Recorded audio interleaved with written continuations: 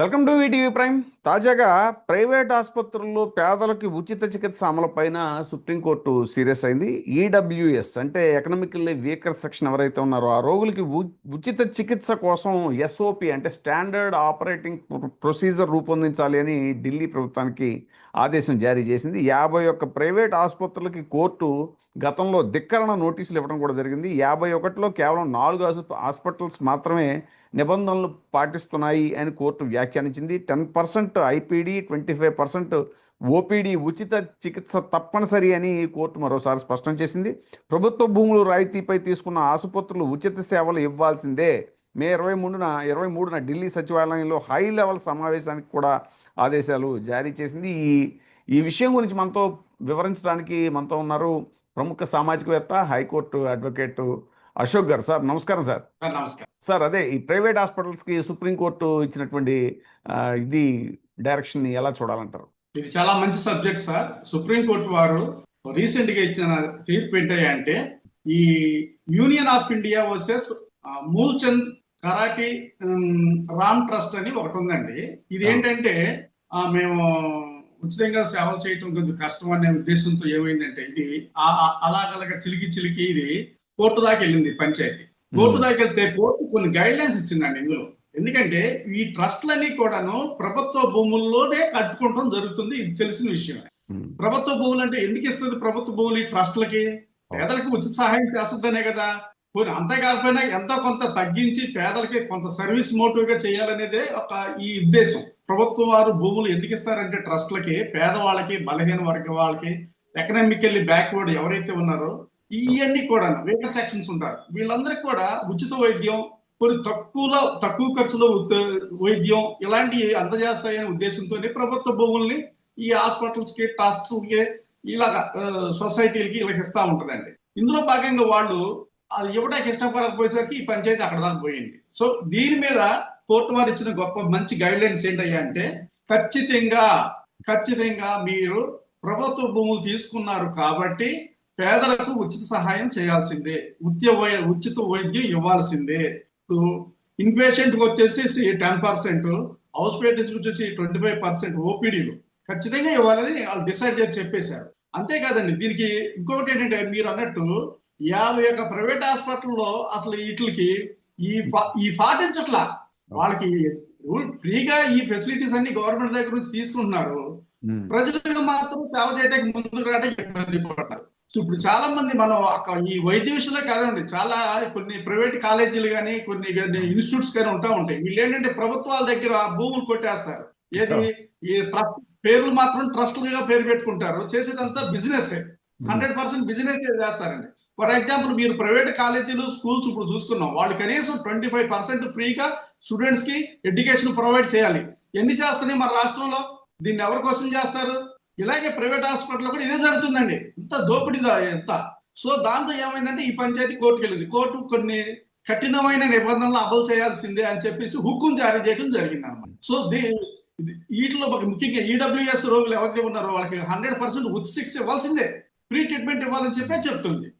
దీంట్లో ఇంకొకటి, ఈ ఉచిత శిక్షలో ఏమేమి వస్తాయా అని చాలా మందికి డౌట్లు వస్తా ఉంటాయి.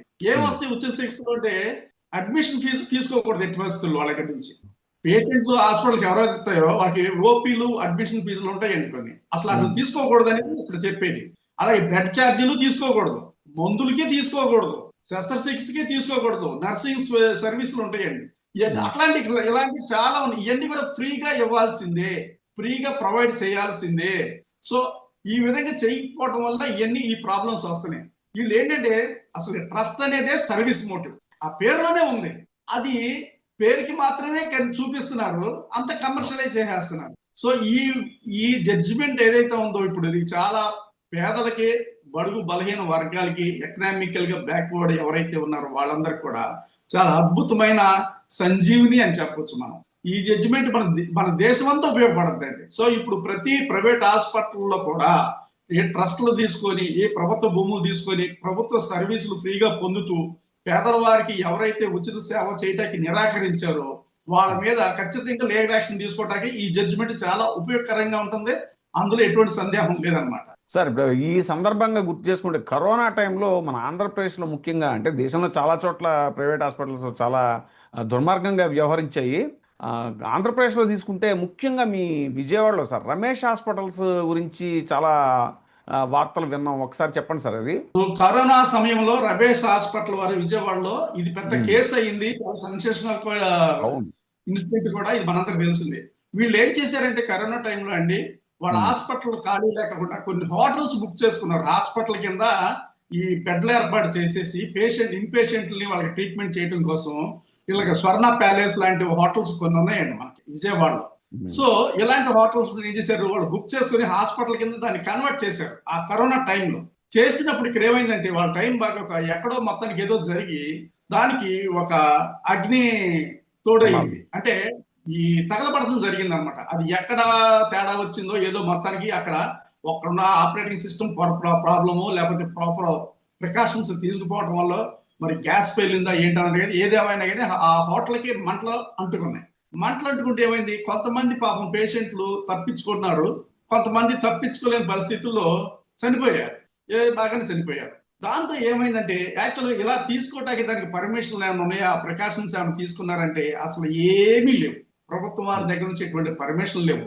అంటే దాన్ని దొరికిన కాడికి దోసుకోవడానికి వాళ్ళు చిన్న చిన్న బిల్డింగ్లు కూడా హాస్పిటల్ కింద క్రియేట్ చేసి ఆ కరోనా టైంలో ఒక్కొక్కటి దగ్గర లక్షలు లక్షలు లాగేసడం జరిగింది. వాళ్ళు ఇచ్చేది ఏముండదు, పారాసెటమాలే ఇస్తారు. ఏ కరోనాకైనా పారాసెటమాల్. జగన్మోహన్ రెడ్డి గారు ముందే చెప్పారు కరోనా రాకముందే, మీరు కంగారు పడొద్దు, ఈ పారాసెటమాల్ తో పోయే జబ్బు, కాకపోతే మీరు ప్రికాషన్స్ తీసుకోండి, జాగ్రత్తలు పాటించండి. వీళ్ళేంటి ముందే ప్రైవేట్ హాస్పిటల్స్ వాళ్ళే భయపెట్టేశారు, వాళ్ళని భయపెట్టేసి లక్షలు లక్షలు గుంజేశారు. కరోనాలో చాలా మంది చనిపోయింది. కరోనా వచ్చి జబ్బు చేసి చచ్చిపోలేదండి, భయంతో చనిపోయారు ఎక్కువ మంది. రైట్. భయంతోనే హార్ట్ పేషెంట్లు అందరూ భయంతోనే ఎక్కువ మంది చనిపోయారండి. కరోనా వచ్చి చాలా తక్కువ మంది చనిపోయారు. అందుకే జగన్మోహన్ రెడ్డి గారు ముందే ఆయన ప్రికాషన్ చేసాడు అందరికీ, మీరు అవును. కంగారు పడొద్దు, ధైర్యంగా ఉండండి, మనోధైర్యంతో ఉండండి, జస్ట్ ఇది పారాసెటమాల్ యూజ్ చేయండి, మినిమం జాగ్రత్తలు తీసుకోండి, వేడి నీళ్లు తాగండి, బయటికి రాకండి అన్నెసరీగా, మాస్క్ ధరించండి అని అన్ని పాప ఆయన ముందే డాక్టర్ లాగా అన్ని చెప్పాడు. కానీ ఆయన ఏమని చేశారండి, హేళన చేశారు వీళ్ళందరూ కలిసి అప్పట్లో. ఆయన హేళన చేయడం వల్ల ఏమైంది, మళ్ళీ తర్వాత ఆయన చెప్పిందే ఫాలో అయ్యారు అందరూ. జరిగింది అదే. సో ఇప్పుడు మీరు వచ్చిన పాయింట్ కి, ఆ విజయవాడలో ఆ హోటల్లో కొంతమంది చనిపోవడం జరిగింది. చనిపోయిన తర్వాత ఆ హోటల్ యజమాని అప్స్కాండ్ పారిపోయాడు. తప్పు చేయని వాళ్ళు ఎందుకు పారిపోతారండి? నువ్వు నిజంగా ప్రజలకి సేవ చేస్తా కూర్చున్నావు, నీ తప్పే ఉంది అక్కడ, నువ్వు తప్పులేదు కదా, నువ్వు పారిపోకూడదు కదా, అప్స్కాండ్ లోకి ఎందుకు వెళ్ళిపోయావు? పెద్ద డాక్టర్లు మీరు, చాలా పేరు ప్రఖ్యాతులు ఉన్న ఆయనవి, ప్రజలకు సేవ చేస్తుంటే మిమ్మల్ని ఎవరైనా చేయగలరు? ఏ ప్రభుత్వం, ఏ పోలీసులు వారు మిమ్మల్ని ఎందుకు చేస్తారు? తప్పు చేశారు కాబట్టి పారిపోయారు. సో ఏమైంది, పారిపోయి ఆయన అప్పుడున్న ఆయనకున్న ఇన్ఫ్లుయెన్స్ తో హైకోర్టుకి వెళ్ళి నాట్ అరెస్ట్ అని చెప్పేసి ఆర్డర్ తెచ్చుకున్నారు, అరెస్ట్ చేయొద్దని. సో ఇలాంటి కొన్ని చాలా అంటే ఏమవుతుందంటే, ఈ కరోనా పుణ్యమాని ఈ ప్రైవేట్ మెడికల్ ఎవరైతే ఉన్నారో అందరూ కూడా దీన్ని కమర్షియలైజ్ చేసేసుకుని కోట్ల రూపాయలు ఆర్జించడం జరిగింది ఆ సమయంలో. అంటే మన వాళ్ళు అవకాశం దొరికితే ప్రతి అకేషన్ కూడా ఎన్కరేజ్ చేసుకుంటానికి సిద్ధంగా ఉంటారని మనకి ఇక్కడ కనబడుతుంది. తాజాగా సుప్రీంకోర్టు తీర్పు ఖచ్చితంగా ఈ ప్రైవేట్ హాస్పిటల్స్ మీద ఒక కొరడా లాగా పనిచేస్తాంటారా? సుప్రీంకోర్టు తీర్పు ప్రైవేట్ హాస్పిటల్ మీద ఉక్కుపాదం లాంటిది అనమాట. వీళ్ళు ఈ తమాషాలు చేయటానికి ఇంకా కుదరదు. 100% 25% మీరు ఇవ్వాల్సిందే. ఎందుకంటే వీటిలో ముఖ్యంగా ఈ చాలా మంది ప్రైవేట్ హాస్పిటల్ ఉచిత సేవ పేరుతో ప్రభుత్వ భూములు తీసుకోవటం, ప్రభుత్వ ఫెసిలిటీస్ తీసుకోవటం, ప్రభుత్వ సర్వీసులు తీసుకోవటం, ఇవన్నీ చేస్తున్నారు. మనకేంటంటే మనకి అన్ఎడ్యుకేటెడ్ ఎక్కువ అవటం వల్ల మన రాష్ట్రంలో ఇవన్నీ కూడా తెలియదండి. ఈ డాక్టర్ల ప్రభుత్వాల నుంచి ఎలాంటి లబ్ధి పొందుతున్నారా అన్న విషయాలు చాలా మందికి తెలియదు. ఈ లోపాయకారంగా అన్ని జరిగిపోతాయి. అవును పాపం, చాలా మంది తెలియదండి. భారీ ఇన్సెంటివ్స్, భారీ రాయితీలు పొందుతున్నారు వీళ్ళంతా అనేటువంటిది.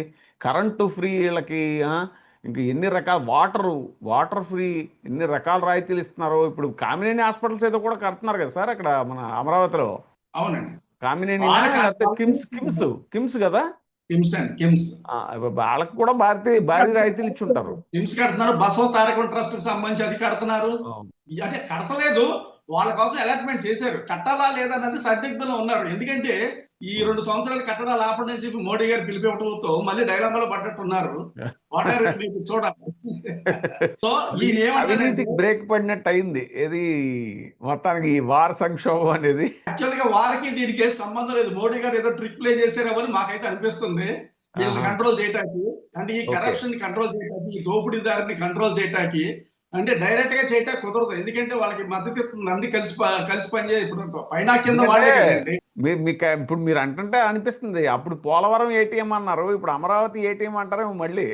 డైరెక్ట్ గా ఇండైరెక్ట్ గా హింట్ ఇస్తున్నారు. ఎందుకంటే వాళ్ళిద్దరు కలిసి గవర్నమెంట్ ఫామ్ చేశారు కాబట్టి. అదే సో ఇప్పుడు అనలేదు. ఇదివరకు ఎగనెస్ట్ గా ఉన్నారు కాబట్టి, వేరుగా ఉన్నారు కాబట్టి పోలవరం ఏటీఎం హై అని అన్నారు మోడీ గారు వచ్చి. కానీ ఈ రోజు అనలేరు. ఎందుకంటే చంద్రబాబు గారి సపోర్ట్ తో నాడు గవర్నమెంట్ ఉంది కదండి పైన. అవునవును. దాంతో ఏమవుతుందంటే ఇండైరెక్ట్ గా 2 సంవత్సరాలు మీరు పెద్ద పెద్ద కట్టడాలు యూజ్ కన్స్ట్రక్షన్స్ ఏవైతే ఉన్నాయో స్టాప్ చేసేయండి, స్కేర్సిటీ వస్తుంది పెట్రోల్ ఆయిల్ అని చెప్పేసి చెప్తున్నారు. సో అది వాళ్ళు ఏదైనా చెప్తారు, ఏదైనా చేస్తారు. డైరెక్ట్ గా అనకూడదు కాబట్టి ఇండైరెక్ట్ గా బ్రేక్ చేశారేమో అనేది పబ్లిక్ లో టాక్. అది సార్ నేనేమంటానంటే ఈ విధంగా చాలా మంది ఇన్ఫ్లుయెన్స్ ఉన్న వాళ్ళు ఎవరైతే ఉన్నారో నాన్ గవర్నమెంట్ ట్రస్ట్లు కానీ ఈ ఇన్స్టిట్యూట్స్ కానీ కొన్ని ఉంటాయండి చాలా సంబంధించి మెడికల్ కానీ ఇంకోటి కానీ, ఇవన్నీ కూడా గవర్నమెంట్ దగ్గర నుంచి చాలా లబ్ధి పొందుతూ ఉంటారు. ఇది ఆఫ్ ది రికార్డు. చాలా మందికి అఫీషియల్ గా తెలియదండి. ఈ విషయాలన్నీ కూడా బయటకు రావు. వాళ్ళకున్న ఇన్ఫ్లుయెన్స్ తో గవర్నమెంట్ దగ్గర వాడేసుకుంటారు.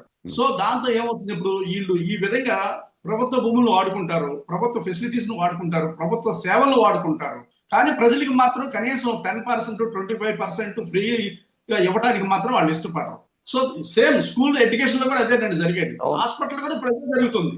సో వీళ్ళు ఎవరికి కూడా పేదలకు సహాయం చేయడం ముందుకు రాదు. దాంతో ఇప్పుడు మనకు వచ్చిన ఈ కోర్టు వారు ఇచ్చిన తీర్పు ఏదైతే ఉందో అది పెద్ద చంపపెట్టు అనమాట. ఈ ప్రైవేట్ ఇన్స్టిట్యూట్స్ కానీ ఈ ట్రస్ట్లకు కానీ ఈ సర్వీస్ మోటివ్ గా మేము చేస్తామని ముందుకొచ్చి ప్రభుత్వ ఫెసిలిటీస్, భూములు, ఉచితాలు ఇవన్నీ ఏవైతే పొందుతున్నాయో, ఏవైతే లబ్ధి పొందుతున్నారో ఈ లబ్ధిదారులందరికీ చంపపెట్టలేండి తీర్పు.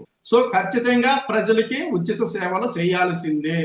అది చేస్తున్నారా లేదా మానిటరింగ్ కూడా చేయమని చెప్పింది కోర్టు వారు. సో దాంతో ఏమైందంటే ఢిల్లీలో వాళ్ళందరూ హడావుడిగా రేపు మీరు అన్నట్టు 23వ తారీఖున సమావేశపరిచి దీని మీద ఒక డిసిషన్ పాలసీ తీసుకోబోతున్నారు అనేది టాక్ అండి. ఇది దీని సబ్జెక్ట్, మన తీర్పు యొక్క సారాంశం. Thank you very much sir. మరో అంశంతో మళ్ళీ కలుద్దాం. Thank you sir. Thank you very much. ఇప్పుడే సబ్స్క్రైబ్ చేయండి, లైక్ చేయండి, షేర్ చేయండి. వే టీవీ ప్రైమ్, మీ ఉత్తమాభిరుచుల సమ్మేళనం.